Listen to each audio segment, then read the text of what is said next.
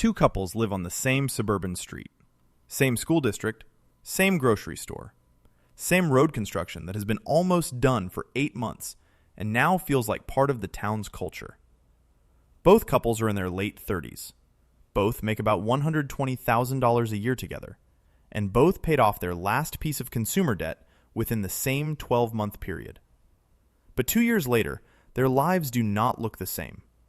The first couple has a newer SUV in the driveway, a kitchen renovation that began as just the cabinets and somehow became a $28,000 emotional event, and 3 credit cards they are absolutely, definitely, probably going to pay off soon. The second couple still drives a 2017 Camry with a noise near the passenger side wheel that sounds expensive but has not yet introduced itself formally. But they also have almost $80,000 invested, a real emergency fund, and enough breathing room that one of them is quietly asking a question they never had permission to ask before. What if I did not have to stay at this job? Same income, same debt-free moment, completely different future. So why does one debt-free household become freer, while another quietly rebuilds the same cage with nicer cup holders? Welcome to Dean Decodes Money. Today we're decoding the hidden rule that hits a lot of people right after they think the hard part is over. I call it the freed payment trap. And the trap is simple. When a debt payment disappears, the money does not automatically become wealth. It becomes unassigned money. And unassigned money almost always gets claimed. That old car payment, that old credit card minimum, that student loan payment that used to leave your account every month like it had a key to the house. When it finally stops, your budget gets a hole in reverse. For years, money was leaving through that hole. Then one day, it stays. And that sounds like freedom. But this is where the math gets uncomfortable. Money without a job will usually find one. And the first job it finds is rarely build long-term wealth. It is usually upgrade normal. A better car feels like proof that the struggle was worth it. A nicer vacation feels like proof. A kitchen that no longer looks like it was last updated during the Obama administration feels like proof. And honestly, this is where people get blamed unfairly. The mistake usually does not happen because they are lazy or stupid. It happens because they spent years under pressure, and the moment pressure lifts, their brain wants evidence that life has changed. That desire is not mysterious. It is human. But human is not the same as safe. Here is the number that changes the whole story. Experian's late 2025 auto finance data put the average new car payment around the high 700s. So let's use a realistic round number, $750 a month. A $750 car payment does not feel like a life-changing decision when you just freed up $1,200 or $1,500 from old debt. It feels like you finally have room. But $750 a month is $9,000 a year. Over 6 years before insurance, maintenance, registration, tires, repairs, and whatever fee the dealership invented because a printer made a noise in the back office, that payment alone is $54,000. Now compare that with a household that takes the same $750 a month and invests it instead. In a simplified model, at a 7% annual return, that could grow to roughly $68,000 in 6 years. Over 20 years, it could become more than $390,000. That is not a promise. Markets do not move in straight lines. Life does not fit neatly into a calculator. But the shape of the math matters. One household turns the old payment into a newer vehicle. The other turns the old payment into future options. And that is the real difference. The wrong number is the debt balance hitting zero. The real number is what happens to the old payment after zero. If this already makes your old payments look a little different, subscribe. Dean Decodes Money is here to decode the hidden money rules before they quietly cost you. Now let's make this real. Meet Erin and Marcus. They are 39 and 41. They live outside Columbus, Ohio. Together, they make $122,000 a year before taxes. After taxes, health insurance, retirement contributions, and payroll deductions, they bring home about $7,200 a month. For years, their budget had 3 payments that felt permanent: a $510 student loan payment, a $430 credit card payment, and a $620 car payment. That is $1,560 a month. Not luxury money, not yacht, but in a middle-class household, $1,560 a month is oxygen. It is the difference between a repair being annoying and a repair becoming a family meeting. It is the difference between investing and, we'll start next year. It is the difference between staying in a job because you choose it and staying because the first of the month is coming. After 4 years of grinding, Erin and Marcus pay off the last balance. And for about 3 weeks, they feel amazing. Then the strange part happens. Nothing dramatic changes. Nobody throws confetti in the driveway. The bank app does not play music. The student loan servicer does not send a thoughtful fruit basket. The payment just stops. And by the second month, the old $1,560 starts looking like permission. The couch is old. The car is tired. The kids have never been to Disney. Marcus has been working hard. Erin has been carrying stress for years. And this is the psychological breaking point most advice skips. The danger is not that people hate discipline. The danger is that they are exhausted by it. Debt freedom arrives, and instead of feeling like the beginning of wealth, it can feel like the end of punishment. So the brain says, we earned this. And sometimes you did. But if we earned this turns into a new monthly payment, the old cage gets rebuilt with better lighting. That is the freed payment trap. The payment was freed, but the household was not, because the money was never assigned to freedom. It was assigned to relief. There is a difference. Relief spends. Freedom compounds. Now, to be clear, this does not mean every celebration is bad. Please do not pay off $40,000 of debt and then sit in a dark room eating plain oatmeal to prove you are morally superior. That is not financial wisdom. That is financial theater with worse snacks. Celebrate. Take the dinner. Buy the small thing. Mark the moment. The problem is not celebration. The problem is replacement. A one-time celebration is a memory. A new payment is a structure.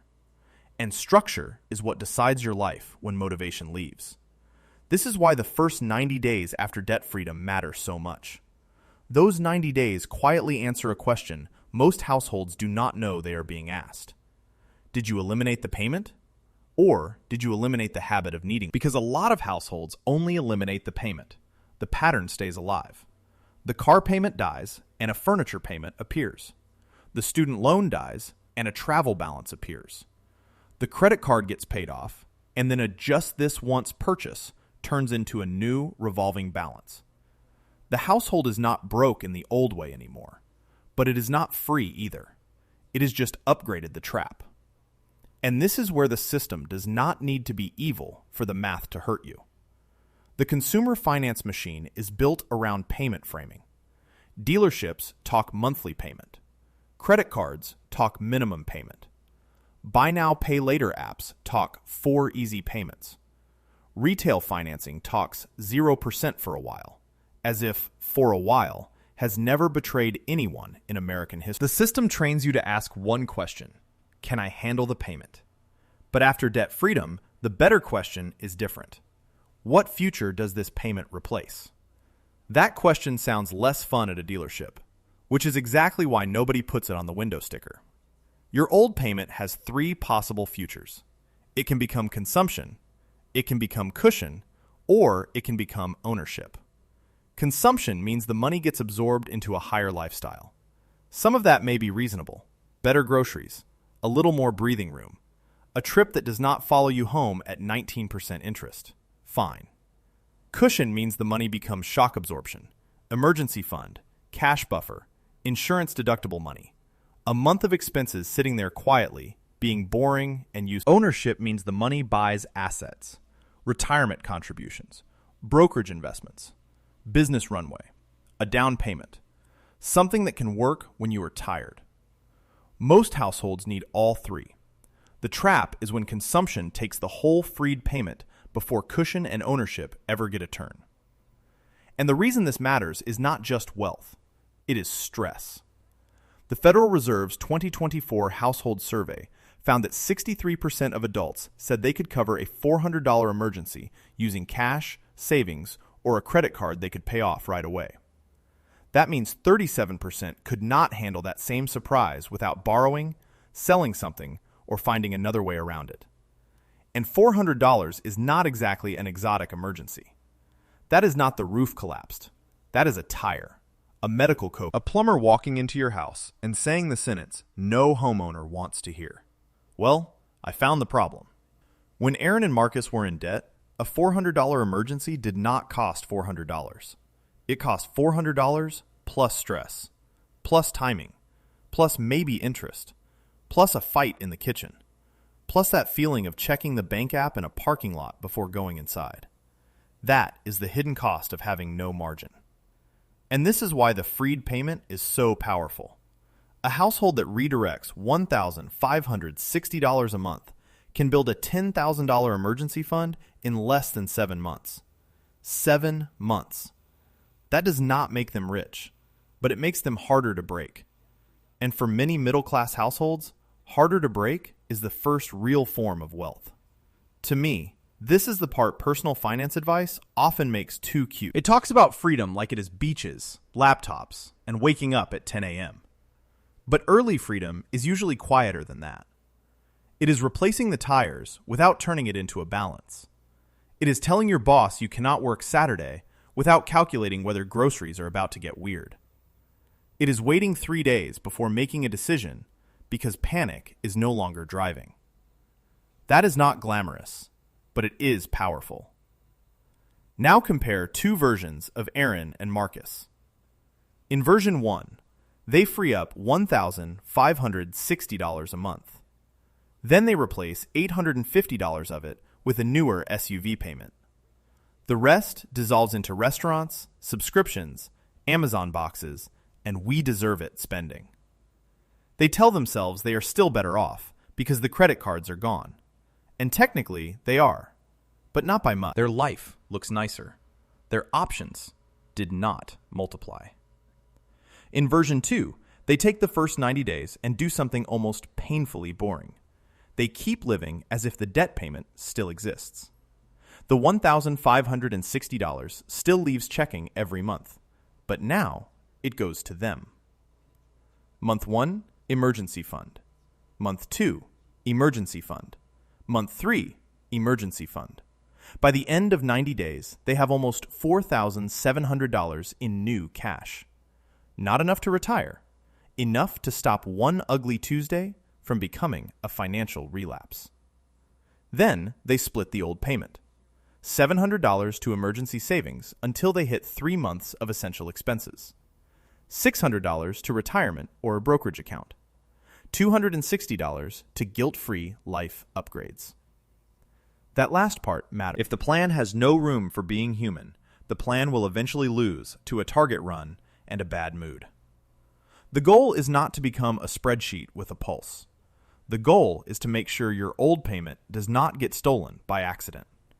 This is where Dean's rule comes in. For the first 90 days after paying off a debt, do not replace the payment. Do not upgrade the car. Do not finance the furniture. Do not decide your kitchen is suddenly an emergency because the cabinets are giving tired landlord energy. For 90 days, let the old payment stack up. Watch it. Feel it. Let your nervous system learn that money can stay. That sounds small, but for someone who has spent years watching money leave, it is not small. It changes the household's identity. You stop being a household that survives payment. You start becoming a household that assigns money. That is the shift. Not debt-free as a status, debt-free as a new operating system. And once you see it that way, the protocol is simple. First, freeze the old payment for 90 days. Whatever amount used to go to debt, move it automatically into a separate savings account the day after payday. Do not leave it sitting in checking. Checking accounts are where good intentions go to get mugged by takeout and quick errands. Second, build the first wall.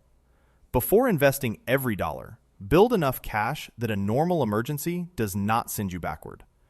For many households, the first target is 1 month of essential expenses, then 3. The exact number depends on job stability, family size, health, and whether your car makes a noise that has developed its own personality.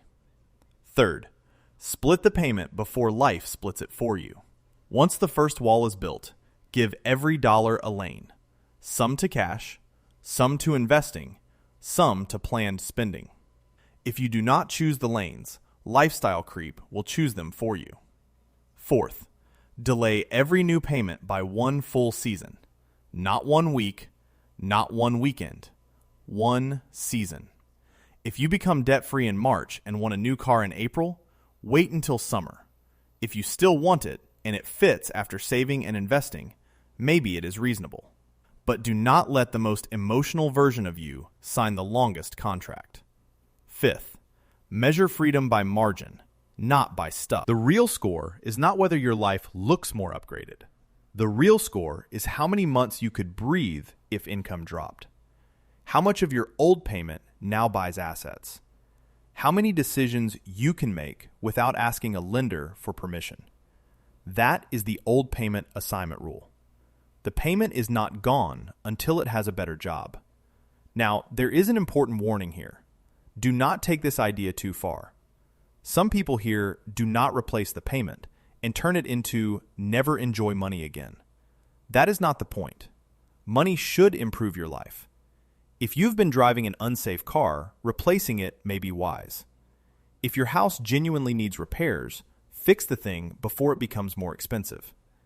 If your family has been under pressure for years, a modest trip paid in cash can be healthy. The rule is not never spend. The rule is this: do not let spending quietly recreate the pressure you just escaped. Normal is not the same as safe. And after debt freedom, normal will try very hard to invite you back. Normal will say, you can afford the payment. Normal will say, you have been responsible long enough.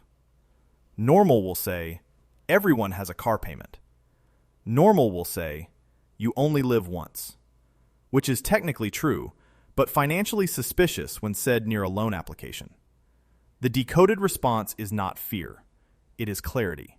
Yes, you can spend. But first, protect the old payment. Because that payment is not just money. It is future courage. It is negotiation power. It is the ability to leave a bad job, help a parent without panic, take a lower stress role, start a small business, wait out a rough month, or simply sleep without mentally rearranging bills at 2:17 in the morning. That is what Erin and Marcus eventually figured out. They did not become rich overnight. They did something less dramatic and more useful. They stopped letting old payments turn into new ones. 2 years later, their life still looked normal from the outside. Same house, same street, same Camry with the same weird noise, because apparently the noise was not urgent, just committed. But their inside life changed. They had cash, they had investments, they had choices. And choices are what most people were actually trying to buy all along. So the decoded rule is this: paying off debt is not the finish line. It is the moment your old payment becomes available for reassignment. Most people look at the wrong number. They look at the balance hitting 0. The real number is the monthly payment that just came back into your life. If that money becomes a new payment, your lifestyle may upgrade while your freedom stays almost the same. If that money becomes cushion and ownership, your household starts changing from the inside out. You become harder to scare, harder to pressure, harder to sell to, harder to trap. And that is the quiet power of the freed payment trap.